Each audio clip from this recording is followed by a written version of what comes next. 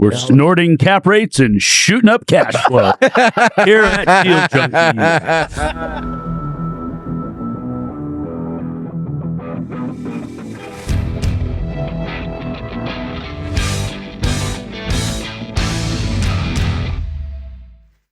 Welcome back. Oh, that was too loud. Welcome back to Deal Junkies. I'm Dane McKinney. I'm here with Trevor Howard, Mike Nuss, and we have our very good friend back for the second time, right? Second time, yes. Matt Cox. He did his intro episode probably 100 episodes ago now. It's been a little over a year since we last had you on. You've bought a couple deals since then. You've sold a couple deals since then. A couple deals burned down since then. That's true. That's true. Who's to say how that fire started? we won't get into that. No, we'll get deep into that, actually. It was by some dude from Salem burn it down and then blame the world. Yeah, Matt was in New York for that, so he has a very good alibi for that one. No, we'll talk about a bunch of deals, though. We already have the intro, and so let's get right into it. How about that? So what's the first deal like that you bought since the last time you were on? Yeah, so I was on here, I think it was over the holidays in 2024. So the first deal I bought after that was basically two houses on two lots. Bought it in Northeast Salem. In fact, I just went by there. That's the one Dane mentioned. One of the houses burned down. I literally just went by before this to check out that project, but I bought it. What do we pay for it? We overpaid a little bit, but we bought it on a 10-year seller carry with, I think, less like 6 or 7% down on a 4% rate. That's so sick. Yeah, the overpayment was for arson liability protection. So how long before it burnt down? What happened? Okay, so we bought it, closed on it, I think literally the first day of 2025. Like January 1st was a holiday. I think we closed on it January 2nd. Got renters in there, cash flowing like crazy. It's the monthly PITI is like $2,550. We rented the big house, which is like 4 bedrooms with kind of a fifth, for $2,550. We covered with that. And then the back house, which is like a really small 3-bedroom, we rented for $1,900. And actually, we had to turn over some tenants in there. The current ones were like, there was only 2 guys in there, and they were like they were on 2 separate leases, like by the room, paying $600 each. So we turned them over, got a new tenant in, paid $1,800, and smooth sailing. Was that an on-market deal? Or Yes, it was. It was on market, yeah, and they couldn't sell it. And then I think you guys, when you were doing Vesta, still chatted with the gentleman who owned it. And he was happy because he basically replaced his rents with just passive income from being the lender on the seller carry. And so yeah, we filled it. Well, that's sick. Good job, Dane. Yeah, that was Sabrina. Yeah, I think I talked to the guy too, but then I think Sabrina structured it and wrote up all the paperwork. Yeah, he's an interesting guy, which we can get into that if you want. I can tell you a little bit. We'll get to the fire part, but anyway, everything's going well, and then I'm out. Last August, I'm out to dinner with my fiance and then her brother and her brother's girlfriend, and we get out of dinner, and I have a missed call from the Salem Fire Department, and I'm just like, shit, like this is, there's no. They're not just checking in. There's no result here that's going to be a positive for me from this missed call, and yeah, the thing had caught on fire. The guy who was renting it left his grill running and just took off for Detroit Lake. He was like on a, headed to the lake, and those fishermen, dude, they just fuck shit up. He was slow cooking some steaks. Yeah, he was smoking. Yeah, he was gonna come back after the 3-day weekend for the fire steaks after maybe some brisket. Never know. Yeah. But yeah, that thing caught on fire, and it's been that's 7 months ago. And we've been through this I've learned so much about how insurance works. And insurance claims on firework, and hired an insurance adjuster and all that kind of stuff. But yeah, we're finally working on it now. We got some of the guy who did the seller carry on it. So when you get your insurance settlement, they make it out to you and the lender. Mm-hmm. And I'll be careful about you mean to that guy and the lender? He is the lender. Oh, it's a seller. carry. When you said you mean you. Yeah. And him. Yes, Yeah. the check is made out to me and the guy who sold it to me, who has a because seller he's carry. insured. Additional essentially. insured. Yeah. So you can't get any of the money until he signs it too. So it's not like when you give it to Penny Mac or whatever and they just go, okay, here, go fix the thing. Like, Yeah. And so it was a whole, I don't know how much we want to get into my experience with that. Let's just say he's been and continues to be a difficult individual to get to collaborate on that. But we did sign a contract, and I had to pay down some of the mortgage balance on it with the settlement. And Really? yeah, I had to. So weird Yeah, I mean, to make it. That's so weird. to get him to agree to it, he just wouldn't. Did your contract originally give you any POA or anything on any of that? Like, did you go back through? Say Sorry, that, my like, voice is also really messed He's up asking right if now. you got power of attorney in the Yeah. event of something like that happening, but you wouldn't have put that in there. A lot of time you do. But No, I should have, and you know, it's a good lesson when you're doing these like seller carry contracts. Put that in there that if there's a claim, like it goes to you. Yeah, sign it. No questions asked. There's Yeah. no negotiations here because this was a 6-month negotiation before we got a single dollar released. What was he negotiating with you?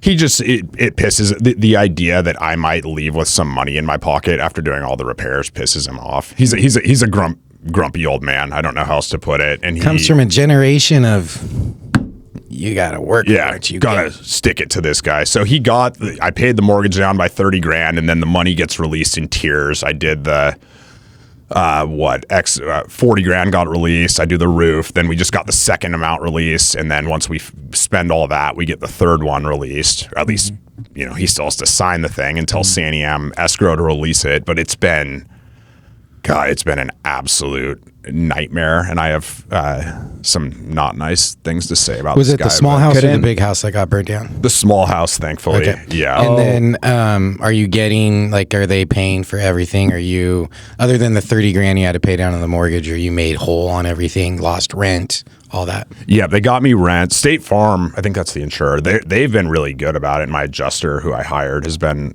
awesome as well. But yeah, I'm made whole on it. It's just been an absolute nightmare. Couldn't you have? I mean, isn't the alternative for that guy? You say, okay, take back your burned property, and I'm also not signing this check.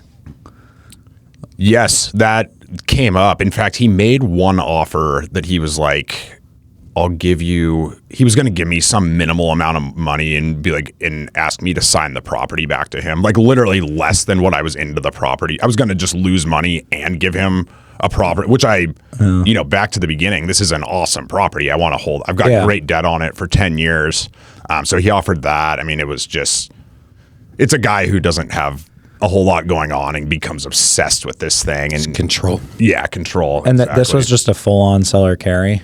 Yeah, just a first I don't position even- seller carry. Did I look at this deal ever? No. Okay, I don't know. Yeah, you did. Yeah, I think we talked about it a little bit, and Sabrina brokered it, but I'm trying to imagine what it is, but I don't know what it is. yeah, it's a big house in the front and then a smaller house in the back. Did you do another one that had 2 houses on it too? Were these blue? No. It's over on 13th Street. You might have been there. I went and saw it. And then we went and shot a bunch of content that day. Okay, I know what it is. Yeah. I know what you're talking about now. I remember. Yeah, that is a sick deal. Okay. Even after dealing with this control freak. That's so funny. So how much is going to go into repairs on it then? I don't want to say too much because we're still in progress on this Yeah. thing, but yeah, we're gonna have to spend. I'm gonna be made whole, but we maybe will leave with a little money afterward. Isn't insurance really cool that you got to use it for all the times you've paid for it? And you're like, Yeah. oh, wow. I know. Yeah. I love insurance claims. Like, we pay enough insurance that when you actually have to file a claim, other than the BS of going through the process, it's vindicating to actually get a check from an insurance company. Yeah, that's what it's for. Yeah. Yeah, pay hundreds of thousands of dollars over the years. And I've learned so much through this, actually. There's have you guys ever done like a 1033 exchange or know what that is? Oh, I've heard of this. There's like a whole strategy to it that people use. It's it's in these events, right? If Yeah. you have explain it. Yeah, so you can basically, people know what a 1031 exchange is. You sell a property and roll the funds into the next deal. And it's kind of like that, except you do it with insurance money. And so what you can do is you can just say you get just use round numbers. Say you need $100,000 to repair your place, but they cut you a check for $200,000. You can basically, I think it's anytime in the next 2 years, you can roll that into the next deal tax free. And then what a lot of people will do is they'll actually, you could even in that scenario, say you have $100,000, you could go, or let's say you have a little bit, if it's a big apartment complex, maybe you have an extra $400,000. All of a sudden you could roll that into 4 different deals because you're leveraging them. And there's like all kinds of strategies to it, but I had no idea it existed until I went through this thing and talked to the adjuster. Yeah, those wealth juice guys that came on were talking about. Yeah, I had heard about that. But then the other part is working with the contractors, because the way the insurance companies work, and then there's the depreciation, and they bake into this like it's your depreciation you're paying, and so they're going to pay you this, but then they're going to discount it for this. The first time I went through a claim like this, they burnt down the porch. It was like a $13,000 fix, and the insurance company is trying to do their smoke and mirrors to like get an amount, and then there's an approved contractor, and I just worked with the insurance company. I said, forget that, just cut me the freaking check. I'm going to work with the contractor myself and I'll pay it. I don't want to do this daisy chain of BS. And then I finally get the final invoice from the contractor, and it has a stupid depreciation. Here's your cost. Like, we had a contract with them. Final invoice is then the cost, and then they wanted to charge us more because of the depreciation. So they were trying to play the smoking games mirror that they play with insurance companies to get more out of it.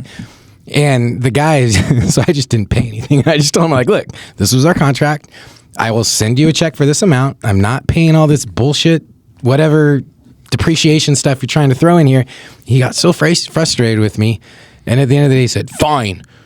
I'm like, yeah, just adjust your invoice, make it for what it's supposed to be, and I will then pay that. What is the depreciation thing? I've never heard of that. It's the way that they're trying to I don't know. Increase like just costs. get more money. Yes. Fake money. Also, it's fake money. It's paper money. You were making fun of my voice, and I just realized your voice sounds the same exact as mine, right? Yeah, but I actually have a reason. I was sick for a week. I think you got me sick.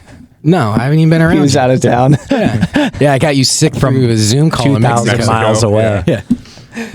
Yeah. Okay, that's sick. So you're rebuilding that whole thing. But what deals did you do after that? Because you did some bigger size deals too. Yeah, it's funny because like the last time I came on here, I was that whole year 2024. I was buying a deal like once a month, mostly with you guys when you were running Vesta, and then I came on and I think we kind of talked, and Gabe was here and he's like, you got to start buying some bigger deals, because I was honestly just going to keep doing the like duplex, triplex thing, and so then 2025 hit. And I started looking at larger deals. We went under contract on a few, but then I would like, for the listeners, I live in New York, by the way. But I invest exclusively here in Oregon.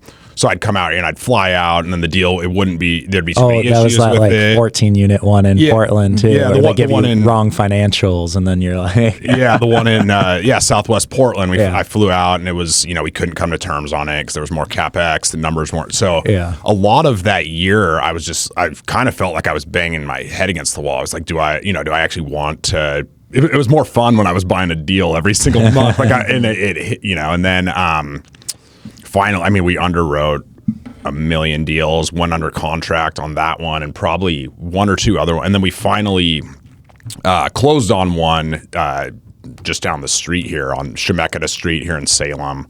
That's a cool deal. So it's a 10 unit, they're cottages, and basically it was owned by by the state, and a nonprofit. A nonprofit through the state, or what? Yeah. And their rent roll was literally at like 35-40% markets, and part of that was because 3 units were vacant. Do you know what's crazy on that one too? So it's owned by a nonprofit, the state, and one on their institution, and they're just breaking every management law and have no leases, and they don't know how to manage it, and it's the state. And they're like, so funny. We shouldn't own this because we don't know what's happening. I was like, yeah, probably not. We can tell. Dude, I know a guy, he's a Portland investor. All he does is buy from nonprofits. There's like this whole business model, I guess. on a national level, they're really short on money right now. They run them into the ground, and they're just liquidating stuff. And he's buying some of these. So I bought Shemeketa for $1 million, and he was like, "Oh yeah, we were in on that one." And I was like, "Oh, what did you? He's like, "Yeah, we offered $450,000." I was like, but he was like, "Yeah, it's like working for him on some of these deals. He'll buy in his model is he'll buy them and then he converts them to condos and then he sells them off." Wow. But he's just I don't know. Like cottages specifically. He looks not even just cottages. Like he'll buy apartments in Portland, a lot on the east side, not the west side. But he's doing it like crazy to the point where he's almost setting the market. He's doing so many of these, like he's setting comps. Yeah, he's buying a lot of the Reach portfolio, or he bought a lot of the Reach portfolio. Yeah, John. Mm-hmm. Yeah, okay, mm-hmm. Yeah. I don't know John, but I know of John. Of him, yeah. Mm-hmm. Yeah, we bought one. We bought a piece of some of their portfolio, and then he bought a bigger, like just a big transaction of a bunch of properties, and so he's flipping one next to one of our cottage projects right now. Yeah. So, so this Shemeketa deal, 10 units. They were at like $4,400 on the rent roll, and so people didn't want to touch it. And it's, in Oregon, you have to you can't just go to market rents, and so a lot of people duck from that for obvious reasons. So we bought it, negotiated. We ended up paying just over $1 million. I think we got a little credit at closing. Went into bridge debt on it, and basically served everybody with QLRs day one. Did you have to do bridge debt to finance it, basically? Because you'd have to go such low leverage with a stabilized loan product. Yeah, I was going to have to, because I raised money on that. Like I brought in outside capital, and it was just, I was going to have to raise. So you would have to raise $800,000. It was. I literally think the bank was going to give us $450 grand or something. That's why he offered $450. Yeah. He's like, I need perm debt right off day one. So we gave everybody QLRs. You do 75% loan to value on that with the bridge debt.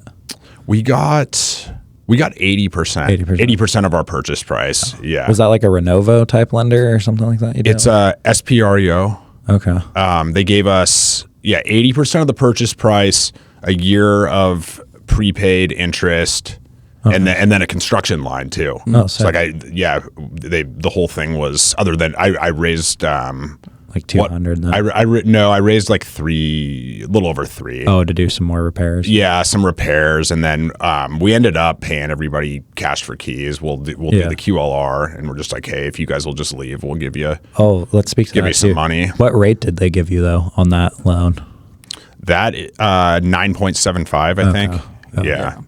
Yeah, so an 18-month term or a 2-year term? 1 year. I was gonna say probably 12 with 2 extensions. Yeah, there's an option to extend. I think we have to pay a point to extend it. But for some reason I guess you're clearly getting longer than that. But on that size, I feel like on bridge debt, we don't get quoted longer than a year very often. It's a low loan amount. Yeah, like if you're $5 million or more, they're not going to give you 1 year on something like that. Yeah. But at that size, they're like, you can do it quick. It's like a house. Yeah. It's like, what?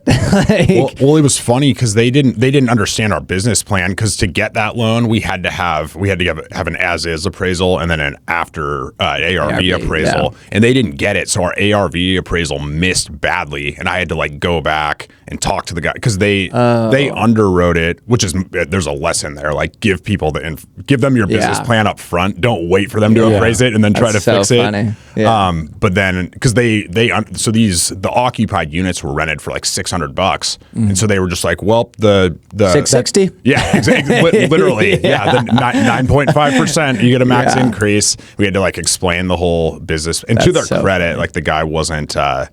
He wasn't egotistical about it. He listened and was like, "Oh, okay, that makes," and he did adjust it for us. You have actual logic. What'd you get appraised as value at that point then on it? After repair? The after repair was 1.55, I think. Yeah. And I think we're actually the funniest thing about this, when he originally did the appraisal before he fixed it, he threw a 4.5 cap on it. in Salem because I think he finished it with the 6 cap. Yeah, and then once he fixed it, he decided it was a 6 cap. Oh, to try to hit pricing. Yeah, dude, we had that happen. Like, keep that 4.5 cap. It'd be worth like $3 million. That just happened on another appraisal of ours somewhere that I won't speak to. And then ask the appraiser, how do you explain that? What's the logic behind this? Well, that was the thing, is on the front end, this property had appraised with, these were the assumed rents, and based on that, this was my assumed value per square foot, and so I have to give the cap rate based on and so my cap rate is 5.5. And then at the end of the project, higher rents, way higher rents. And so the cap rate in a better market went up by 1%. And it was like, how do you figure that? Interest rates are lower than when you said that. And they're so now it's because appraisers don't understand how to actually own and invest in the building. They're getting to a number. It's back. Everything is backed in. I'm getting a refinance right now on a single family, and it's literally the easiest appraisal that can be done. It's in Salem, like from a cookie cutter 1940s, 3-bedroom, 1-bath, has a converted garage. Most of the houses on the street are the exact same way. Met the appraiser there to let him in, made sure he had access. I didn't go in. I just let him in, and I told him, like, there's like, this will be the easiest job forever. You have 3 sales on the street, all 3 bedrooms with a converted garage and a half bath in the garage. He uses none of those comps. He appraises it $50,000 higher than it's worth. Nice. That's a good problem. I just had one go $40,000 under on a sale I was doing. But what's the logic? Oh, who cares?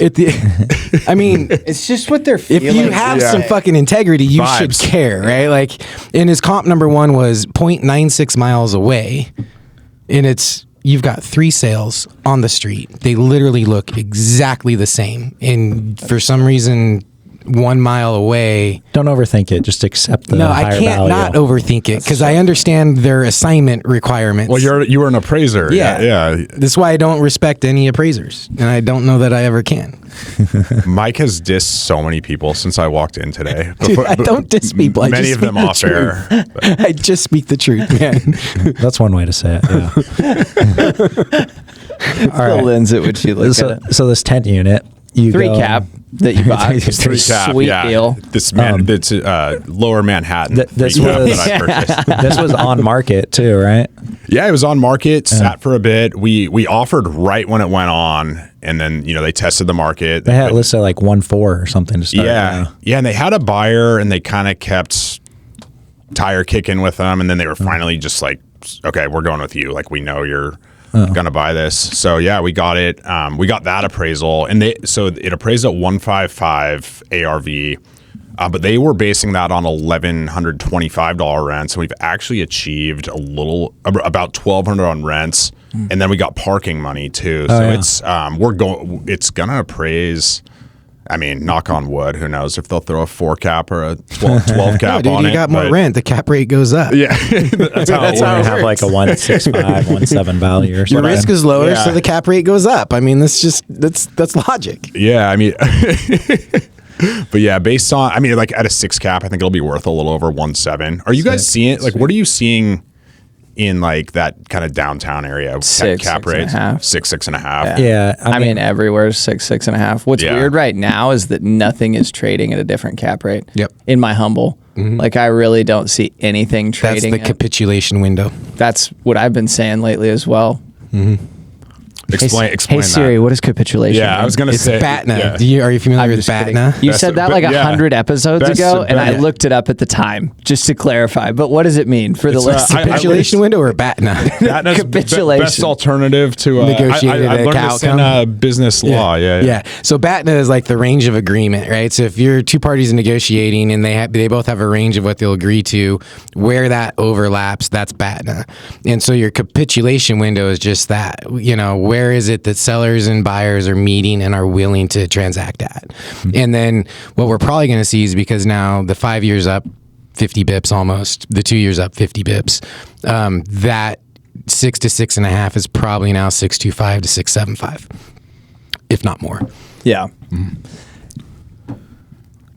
Yeah, probably so. Is capitulation window an actual term? I think it's made up, but I like it. I mean, it makes sense. I feel like I made it up. Yeah. So. I mean, if a phrase makes sense, it's a phrase. Yeah. Yeah. So how did you? It doesn't matter where it came from. I'm trying to talk about deals here, guys. No, dude. We want to talk about making up words. Yeah, cap rates.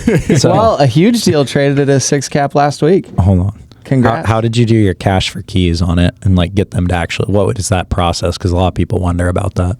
Boo. Yeah, I mean, for anyone that hasn't done it, it's to state the obvious. It's far superior to an eviction for both you and the tenant. But yeah, I mean, you know how long an eviction takes. So yeah, we file the eviction. You got to do the kind of warning shot across the bow, or that they're not going to take it serious. Then once they have that, we mail them a letter and say, if you're out by this date, we'll give you, I think it was $2,000 each. Oh, sick. And I think we had 7 tenants. Six of them agreed, no problem. One was a little tough, but she ended up agreeing too. Like we started the eviction, and she started getting paperwork in the mail, and then she was finally like, okay, like I want the money, and we did it. It was pretty easy. We had everybody out of there, within 2 months, I think. Yeah. And then if we'd give them a date, and then if they're like, hey, actually, can I do 2 weeks later or whatever? It'd be like, yeah, of course. Like whatever you guys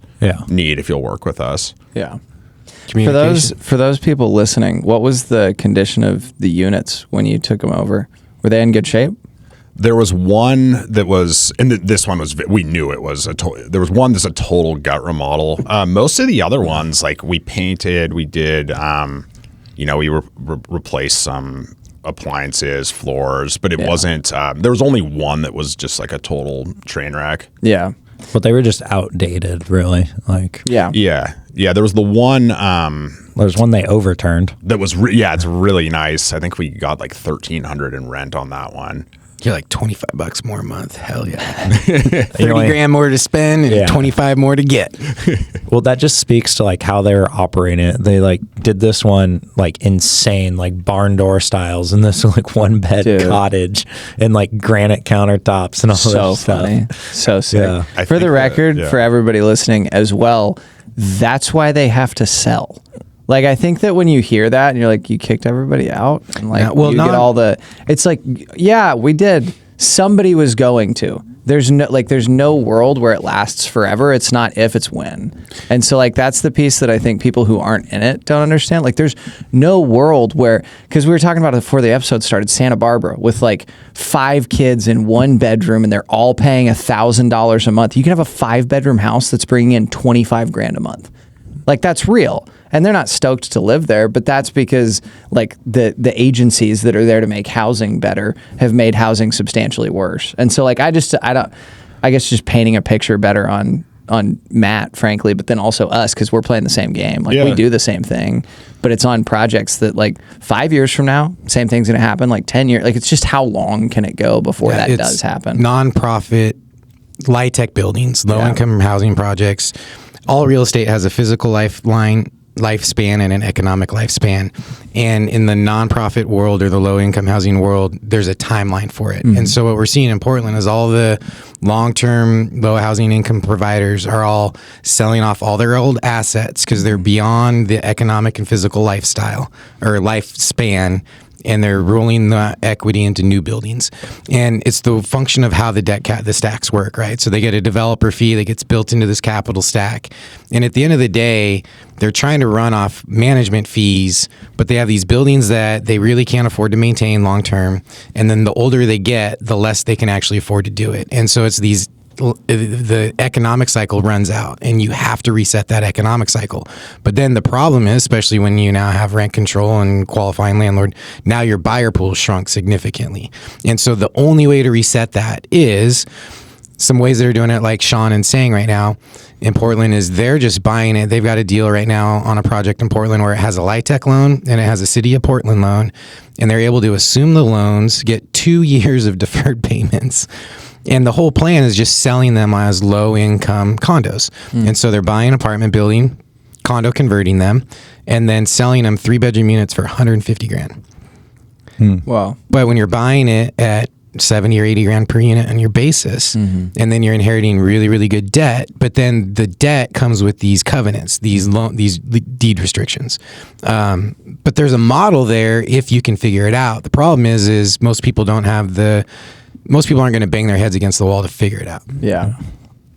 It's not an easy thing to figure out. I mean, also condos right now are just hard. Yeah. So that goes into the heart of it, right? So one of the reasons Sean and Sang are doing it together is because Sean is on the board of nonprofits and is an attorney and knows how to negotiate with the state and the city, and then has this, he's also a board member of one of the neighborhood associations. And so you have this heart mechanism of, if we can deliver $150,000 3-bedroom units, you are doing something for the world. Yeah. And specifically in this location where it's a big enough asset size where now the context of that building sets the stage for the entire neighborhood. And so if you can reposition that one asset, the street behind it now becomes a completely different street, and then that ripple effect happens. But someone has to put their head and bang it against the wall to create a mechanism to work to reset the cycle. So after you cash for keyed these people, how long did it take to renovate the units?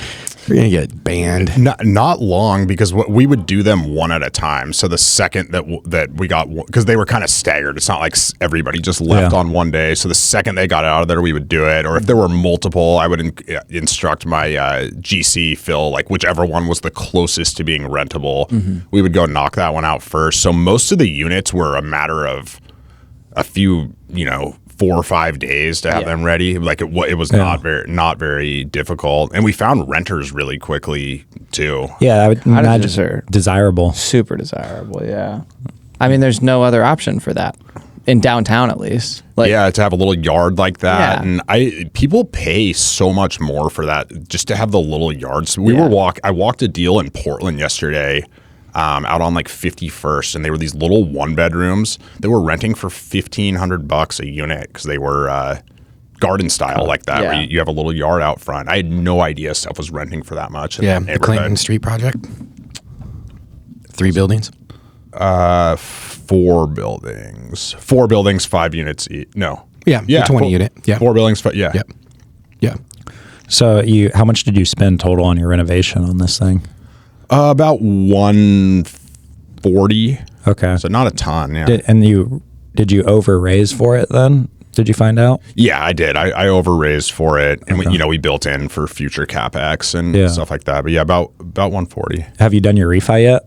We're in the midst of it right now. Okay.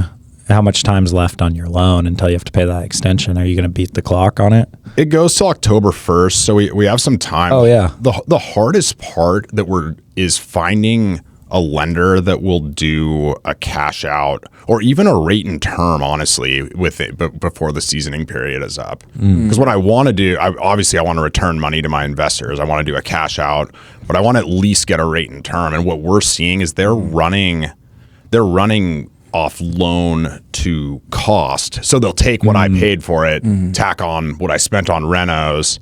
And we had one lender that was like ready to play ball on it, and they just flaked on us. So we're kind of back to the drawing. There's one lender we're talking to who might give us like a, basically they would give us some money now, and then they're building it into the loan where the second the 1 year hits, they'll kick us some more money, and they won't make us reappraise it or anything. But it's all kind of shaky right now. We're trying to find somebody. So they want to see a T12 on it. Are you working with credit unions? No, they want you to season it past 12 months ownership. Just ownership? That's where the 12-month debt.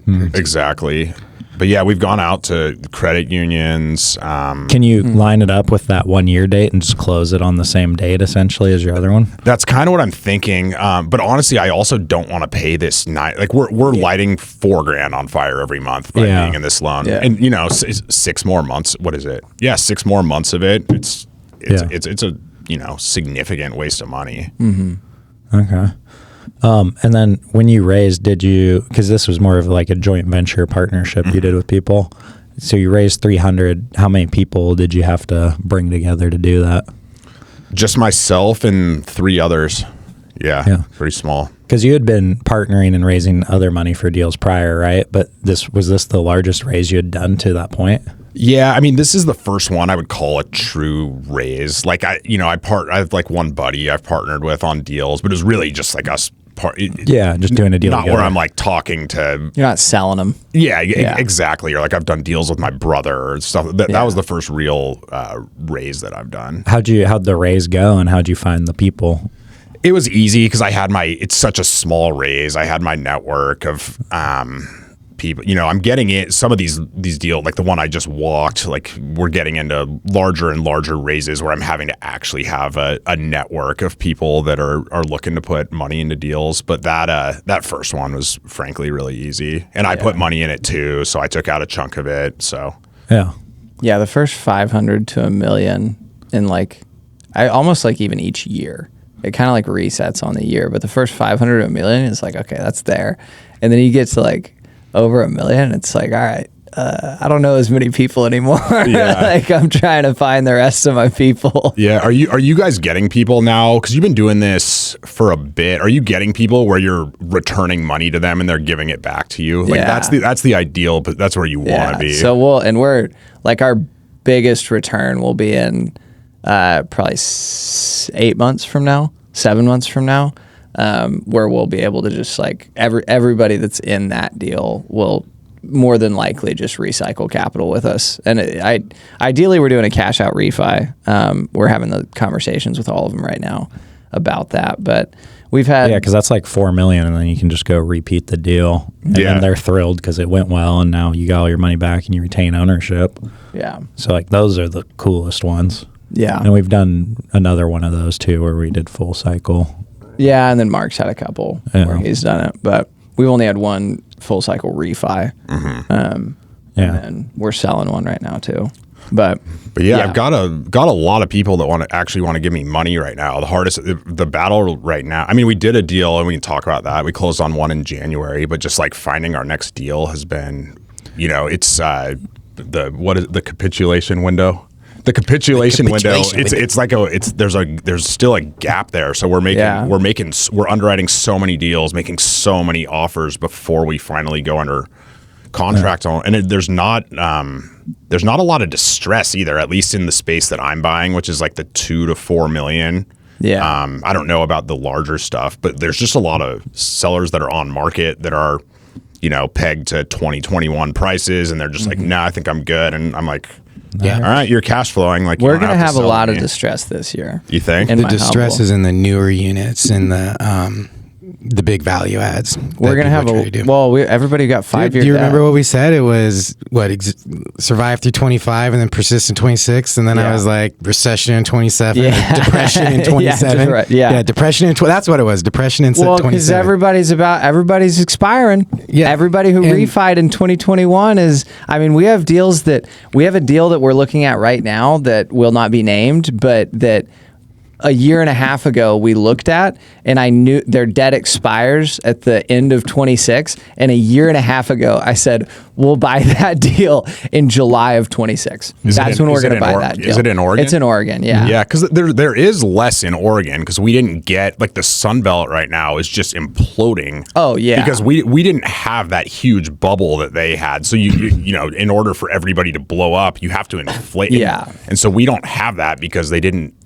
banks didn't lend us as much money because our values and rents didn't go up because we didn't have as much room for cap rate compression. Yeah. So like you go to the Sun Belt and these other markets where they're going, from a 9 cap to a 6 cap, and we're like, well, we're already at 6. We can only go down to 5, right? Or new construction down to the 4s. And so we just had safety because of less compression. I mean, like Arizona was pretty tight though. Austin was tight on cap rates.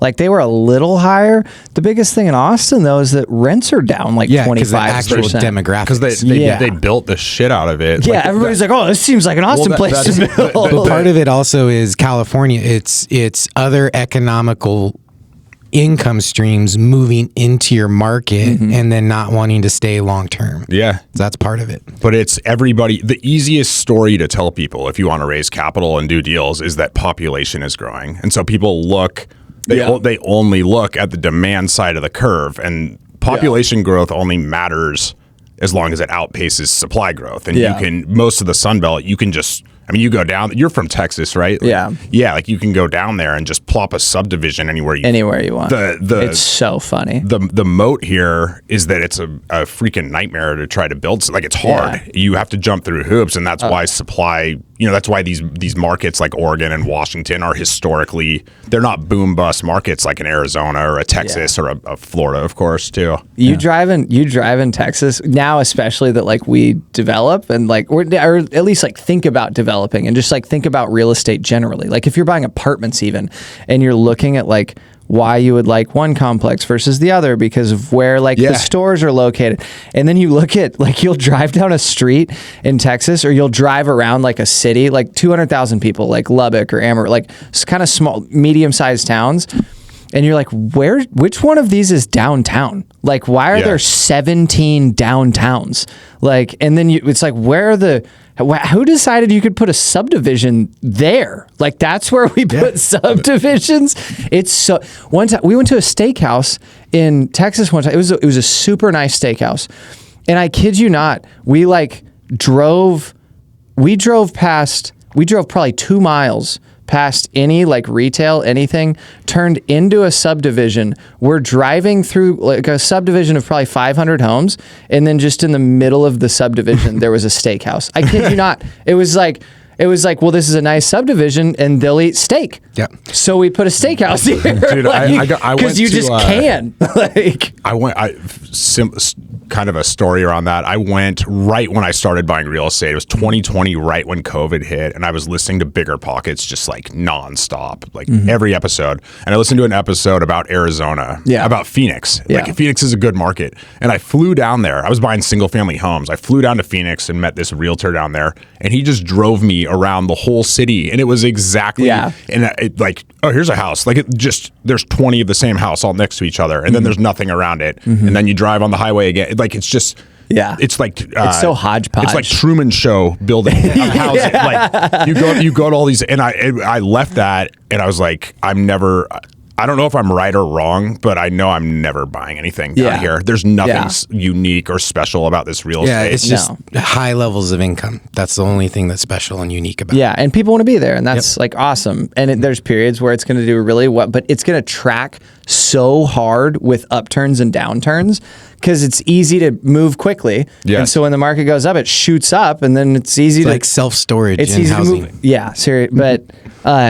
no, but then thinking about Oregon to the population / supply piece of it, it's like Oregon's actually not growing that much. Like we did finally grow last year. Portland grew by like 1,000 people last year or something, just from migration in. No, I know. I'm agreeing. I'm positive about it because I love Oregon. Like I want, I want it to grow. But Salem, Oregon was the only city in the state that grew in both population due to babies and migration. So there's some cities that like grew with just babies, and then there's some that makes sense. But like as far as net in and out, like Salem had a net in migration and it had more naturalization. Babies. Yeah, and part of that's just because we have such like a diverse employer base. It's not just like one thing. Yeah, and so that you helps don't have a an lot. Urban core, so you're not drawing the familyless mindset. Yeah, no, it. Yeah, people want to have families here. It's like this is a suburban like people just want to live in a little subdivision here. But it's coming around. When you have restrictions around development, urban planning and planning in general are significantly magnified in the value that brings. And then the reverse is true as well, which is if you don't have any restriction, why care about your planning? Throw a steakhouse in the middle of a subdivision because you can. Yeah. And so the urban planning aspect, then you take a level of thoughtful design and differentiation. That's why it's so beautiful to have these types of communities. When you're looking at all your deals, are you underwriting to a specific investor return or a project level return or cash back period? Like, how are you thinking about these? Yeah, I'm generally underwriting to a 5-year business plan. Usually we want to be able to give investors 2.2 times their money within 5 years. We're buying, assuming like a sale at that point. Yeah, assuming a sale. Bill obviously want to have the option to refi as well. But yeah, we're buying stuff like that Chemeketa deal. Most of the stuff we're looking at, we're not looking at deals where you need to go into bridge debt just because you don't need to with where the market is right now. So like the 19 unit we just bought in Portland, that's like we're making 1 million offers on deals exactly like that, where it's just day one cash flow. We can improve the operations. We can fix the rent roll. And it's like very little value add by way of construction or renovation. There's no competition. There's no buyers. Yeah. My partner Caleb just pulled a CoStar report, and you have like 50% of the acquisitions are sitting in this room right now. Dude, I closed on that. I posted it on LinkedIn, and my phone started blowing up the next week because Marcus and Millichap, and nobody's buying Portland right now. We were talking about that last night because we have because I'm on the Secretary of State for all of our, and so I just get phone calls all the time because I want to, or it might be Trevor in the future. It was just me for so long, and so I'm on and I still form our LLCs. And so I just get all the phone calls. It's like, hey, I saw you guys are actually doing deals right now. I was just wondering. Broker in their vehicle is calling you right now. Yeah. My name is 6 months out of college, and I was calling because I saw that you owned apartments, and I wanted to see if you were trying to maybe buy or sell more apartments. I said, that is a great question. I am. It's perfect. And then it's like you get everything sent to you because you're the only one transacting. Like, here's exactly what I want. Please, please feel free to call. I'll save your phone number. 6 months out of college. Known entities. The tables have turned from 2021. Oh my goodness, dude. Yeah, you couldn't even get a call. You couldn't even get a call back. Now Greg Frick will go meet you at a property. I've met every time I'm in town. You gotta stop naming. Greg's awesome. I love Greg, but he would never meet me at a property. Now he will. Fair. Greg's the man. Yeah. Greg's a busy guy. Shout out to Greg. Yeah. I've met him a couple times at property. I love Greg. He's really cool amazing guy. Yeah. I'm not dissing people. No, it's just hilarious. I'm laughing about it. So what'd you buy your 19 unit for? How'd you structure it and run through it and find it? Yeah, so that just on market. We had, like I said, we had made a bunch of offers. We were circling on this one. I think they rejected an offer from us. They tested the market a little longer, and we ended up buying it at 2.1, which is it was about a 109 a door. Yeah. As far as the structure, boring deal, just nothing creative. I just raised the money. Raised about. What did I raise? $700,000 on that. You got like a 65% loan or something? We got 75 on that. Oh, okay. Yeah. So you raised the repairs. Yeah, there were a few repairs. There not a lot though. And then obviously raised some reserves as well. But yeah, just kind of a boring deal. Like just parked money there. Yeah. Day one cash flow, and it's we're looking at a lot of these in the. I don't know what you guys buy kind of across the board. You'll buy down to like 20 units up to 100, right? But in these, we like these smaller ones because it's a lot of mom and pop landlords, people that inherited it. Maybe they haven't paid much attention to their expenses. They're just kind of printing money every month. Yeah, little to no debt doesn't matter to them that much. They're like whatever. And, just little things like we got, just getting a new insurance quote, we got $7,000 in straight to our NOI, but the second we closed on it, which is, do the math on that. What is that? It was like about $150,000 of value day one. So it's just looking for little things like that where it's, the property's not distressed at all. It's a stabilized property, but there's a little room to run in rents, and there's maybe they haven't instituted rubs. So we're really just looking for stuff like that. So it's kind of low risk. And yeah, on that, what does it rent for day one then? Global rents are about 23 and change. So okay, like 1,100 a unit then or something. Little more than that. Actually, that 23 number is baking in 5% vacancy. Yeah, but it's depending what the top floor will rent for 14 or even 14.50, and then the bottom floor will be down at like 1,100. Okay, so when you're calculating like doubling their money over 5 years, they put 700 in, so you got to make it worth 700 more over 5 year period. At that basis though, like you don't have to do much. Yeah, but you get amortization. Yeah, you get cash flow along the way. So is that? Yeah, I was going to say, are you counting? Multiple? Yeah, that's my next question too. Yeah, cash flow is part of it. Yeah, and we're in a world where another made up word, capital stack ratio, right? So your capital stack ratio, how much of that ratio is going to your down payment? And right now you should be about 80% of your raise is going straight to down payment, which is straight to equity, which is straight to cash flow.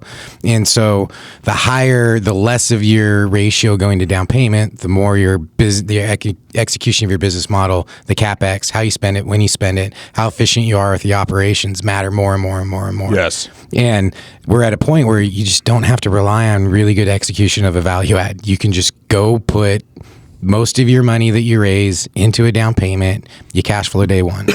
We did our first one of those. Yeah. We're back to fundamentals. We It's a actually weird could one, buy fundamentals. Well, because a few years ago, the only business model was to go into bridge debt, and you had a value add. you had to. It Absolutely. just stuff didn't work because it was selling. Stuff was selling at 3 caps. So unless you wanted to go 50% loan to value, there was no business model.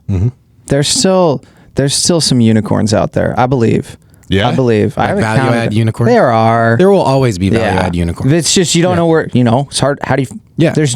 All I But know that is there's should no be- strategy to hunting a unicorn. That's all I know. When they show up, they show up. You just better be ready to shoot. Yeah. That's all. That's all. No, I'm you saying. exist for long enough, and those unicorns just land in your unicorns backyard. find you. You don't find them. But those also should be just supplemental to just having a good balance sheet with some good Yeah. assets, so then you can take a risk on a bigger value add play. Yeah. Yeah. So how was that raise? Because then that was your next biggest raise that you did. Yeah, I mean that one again was like surprising. It was surprisingly fairly easy. I don't know if you guys are, I think, pretty good at raising capital, but like using LinkedIn, honestly, I just got I post on there every single day, 9 a.m. or 6 a.m. out here every single day, and I've got more people wanting to give me money than I have deals to give them. Which From is LinkedIn? like, mostly from LinkedIn, yeah. Are they local to Oregon or are they local to you? There's it's a mix. Yeah, there's definitely some in Oregon. Like at the event last night, a few of those guys, they want to put money into a deal. But yeah, there's some in New York too. New York's a good place to bump into people with money, obviously, and that people that are retiring or they want to. We've got somebody right now that wants to like buy something for their niece to kind of put away. Like you run into a lot of Do people. they like the Oregon market because it's cheap compared to like stuff they see in New York too? It's a mix. I mean, Mike knows from GoBundance how people talk about Oregon, and it's silly. So you get a mix, right? They think we don't have cell phones out here. Yeah. but Yeah, but no, dude, that's a real thing. But and they call it Oregon. It's all that. But you get I feel like you get a mix. There's the people like the sophisticated investor that's like they're reading about Oregon and they're like saw this thing on the news and then there's the other investor that's just they're purely investing in you as the operator. It could be in freaking Timbuktu or Kazakhstan or like they're investing in the person. And then there's the other type who's very strategic about it. And I guess the more people I talk to, the more you realize people are investing in the operator. I'd say it's like you. Because anybody can, especially now, anybody can bullshit a pro forma. Anybody can make up numbers. Like it is. Well, yeah, you use a 5 cap rather than a 6.5 cap, and you just hit all your returns. Dude, if okay, to that point, Google, anybody listening, Google right now, syndication 18% IRR USA. You'll get 500 results. It's like if you want to just put your money in a syndication, go for it. Like you're not raising capital from just having an 18% IRR. It's like nobody's doing that. Like I mean, that's your return. That's the return you're offering. Right. But it's like people like Matt. Like people like what Matt posts on. Well, I like what you post on Substack, but LinkedIn too. Yeah, I'm a follower on Substack. Hell yeah. But like that's like I trust you more because I read stuff like that, and like obviously we're doing the same thing. So I don't know, maybe I'll give you money in the future, but like I would because I know that like you know the fundamentals, like you'll make it work, you'll figure it out. That's it. It's sales. People work with people they know, like, and trust. Yeah. And so it doesn't. I mean, there's some of the larger syndicators like they're. I've looked at deals for buddies and stuff who get hit up, buddies that don't know the first thing about real estate. Maybe they're sales guys, they work in tech or whatever. And I just I'm like, look, like there's 80 pages here. Just look at this page where the cap rate is compressing by 2 points. Sensitivity schedule. Yeah, you don't need to read the rest of it. Yeah. You don't need stay with their business model. Some of these guys, there's a lot of really good syndicators too, but some of them, the whole model it's just raising capital. They're not even running a real estate business. They're running a capital raising business. Like Caleb said it great. We're syndicating because we choose to, not because we have to. Yeah. And the mindset around syndication at the 80% of the world is just, we just raise capital to go buy deals. Yeah. It's backwards. Yeah. Well, that's why you have to I'm super careful about not just business finances, but personal finances, where you don't want to be somebody who has to do deals to because we get, it's easy for everybody to say I'm the most ethical guy ever. But when, picture now. Yeah, exactly. Then when the incentives shift, picture a dad with 3 kids and a mortgage coming up. Maybe 3 years ago he said, I'm only going to put my investors in good deals. Well, what do you think? And he's about to miss his mortgage payment. You care about your kids more or your investors? Exactly. So you want to be very careful about that stuff, because it can, it messes with your head if people that are desperate do desperate things. So. Matt and I don't have kids. That's why you should invest with us. That was an ad. Yeah. Shameless plug. Mike has kids, and he still does great deals. He still does great deals. Mike goes into depression, but I'd watch out for.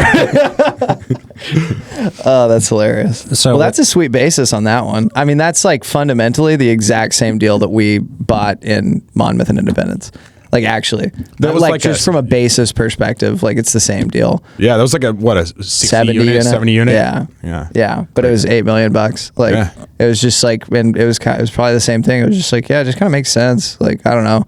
It's going to be really good in 10 years. I'll tell you that much. This is the bottom of what you're ever going to get a good deal at. Did you know the market's going to crash in 5? I heard that. I actually heard it was crashing next year. Kiyosaki told me it's crashing tomorrow. We should all he go also to said silver was gold and weapons and canned goods. I have silver. On your deals, because you were JVing, did your investors have to sign on the debt with you? No, I kept them under the percentage threshold. Under 20%. Yeah, because you did an actual partnership, a JV, an LLC, and then you gave them membership units or less than 20% ownership. Correct, exactly. Yeah, it's not a true syndication on that one. Yeah. Have you guys ever, that's a good question. Have you ever been able to get around that if somebody wants to own more than 20% and not sign on the debt? We're doing one right now. You can, yeah. Where we'll see, and it seems like it's going to be fine. Yeah? Yeah. That's got to be really lender specific, I imagine. Yeah, we've gotten a couple loans from them already, and it's a big project. Mm-hmm. And you have to... Oh, I'm talking about a different one than you, but... Oh, well, on that one, it's the same thing. Yeah. But, it's just they know us really well. We qualify independent of said guy, and there's just an understanding. I don't know if it's because they're private. And so it's not It even works the opposite. So we talked about global liquidity for a construction loan right now. Mm-hmm. And one of the partners in the deal, he doesn't own enough to sign on the debt, so not a guarantor, they won't consider their assets at all. You're they're the most liquid. They've got a trust, a lot of money in a trust, and we can't even use that. So they want him to own what? Own 20% in order to sign to be part of the underwriting stack. So he can't own 10% and sign on the debt. Correct. What? Yep. And so then we had to have them make a deposit into the LLC to then show liquidity in the LLC. That's so weird. To then just wire it back to him. Yeah. We had a guy who owns a very, very small amount of an LLC. construction loan too. Not me part of it. But well, that was on a construction loan. Yeah. That's what you'll see people weird. That own 0% of the deal, and they just get an AC fee day one, or not, a guarantor fee. And KP. They're KP. Yeah. So I don't know. We're running into the opposite. That's so weird. Is it like a local It's a Renova loan. That's so weird. I know. What? Yeah. That makes it even weirder. Yes. But, when you can just move money into a bank account and solve the problem, you don't want to think too much about it. Yeah. But then it's just an internal, we can't control this, we don't care kind check of thing. the box. Yeah. Yep. Yeah, it's a black box that we don't really know. You just got to check it all. And they all have a bunch of gray boxes inside of it. Yeah. I wish they would just show us what is in the black box, though. There's how many times do you get so far down the line? I'm like, dude, I'm not mad that you want this. I'm mad that you're telling me about it now instead of 60 days ago. Some of the most powerful people in the world, legitimately, in my humble, are people that were credit team at whatever, Wachovia.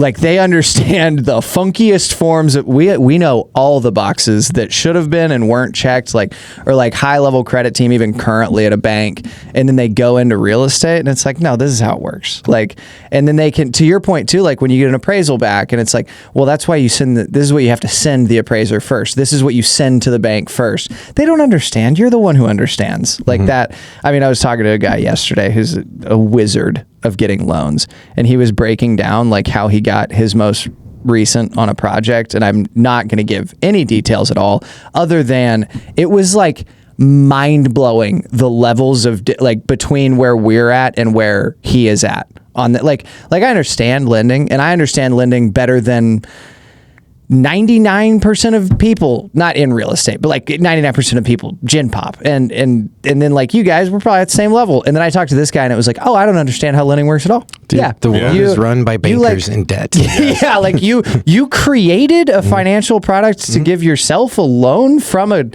institution that you have no part of. Like, and he was like, yeah, but it works for them. Yeah. And then they start talking about loan swaps and mortgage swaps. And there's a whole nother level. Oh, yeah. There's always another level. Yeah. Yeah. So what are you looking for nowadays?